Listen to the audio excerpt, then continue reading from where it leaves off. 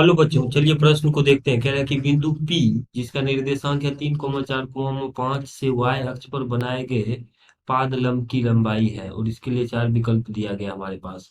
तो दिए गए प्रश्न के लिए हमारे पास जो मुख्य अवधारणा है, यदि हम इस प्रश्न के लिए मुख्य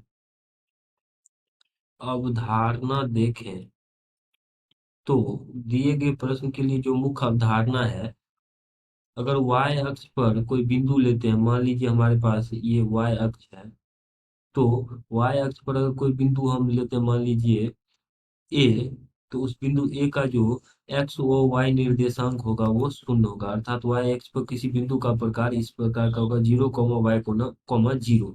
अब देखिए प्रश्न के अनुसार चलते हैं। तो ये वाई अक्ष है आपके पास, तो मान लेते हैं इस पे एक बिंदु ए है जिसका निर्देशांक 0, वाई 0 है, और इस बिंदु पी से इस वाई अक्ष पर लंब पाद गिराया गया 3, 4, 5 है। इस पे अगर हम लंब गिराएंगे तो लंब ये आपके पास वाई अक्ष है यहाँ पे।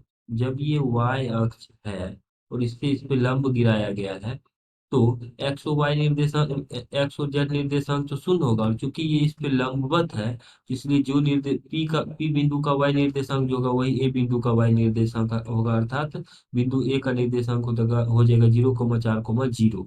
और हमसे प्रश्न में पूछा गया है कि इसकी पाद लंब की लंबाई क्या है, अर्थात पीए हमसे पूछा जा रहा है। तो पीए मतलब पीए लंब की जो लंबाई है वो आ जाएगा वर्गमूल 3 - 0 का वर्ग जोड़ 4 - 4 का वर्ग, 4 - 4 का वर्ग जोड़ 5 - 0 का वर्ग, तो 5 का वर्ग, इतना इकाई हो जाएगा। अब इसको सरल कर लेते हैं।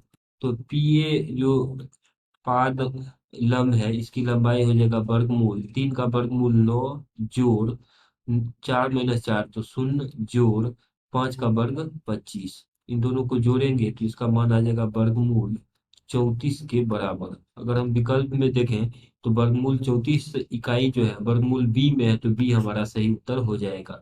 आशा करते हैं कि इस प्रश्न का हल आपको समझ में आया होगा। धन्यवाद।